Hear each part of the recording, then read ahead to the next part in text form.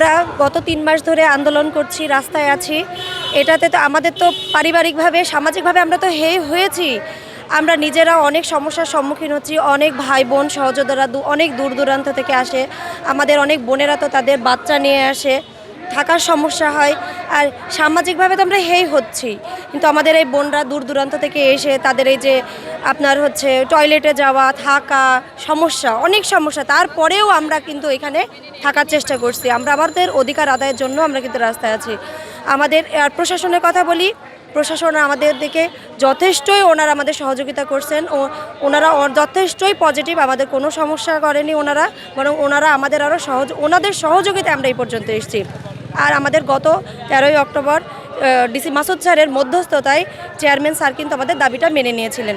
DC Masud sir আমাদের প্রতি যথেষ্টই আন্তরিক, যথেষ্টই পজিটিভ, এবং এই যে প্রশাসনে এই যে ভাই বোনের দেখতে পাচ্ছেন, ওনারা কিন্তু আমাদের কালকে থেকে আমরা যে এনটিআরসিতে অবস্থান করছি, ওনারা কিন্তু আমাদের সহযোগিতা করছেন। প্রশাসনের দিক থেকে আমাদের কোনো সমস্যা নাই, কিন্তু অসৎ আচরণ করছে।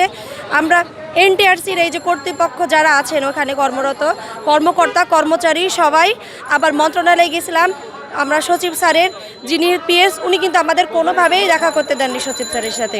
সেক্ষেত্রে আমরা বলবো ওনাদেরও গাফুলতি আছে। আর এনটিআরসির কর্মকর্তা কর্মচারীদের কথা তো নাই বলি, এনারা তো আমাদের সাথে দুর্ব্যবহার, অসদাচরণ, খারাপ ব্যবহার আমাদের ভাই বোনের সাথে করেই যাচ্ছে।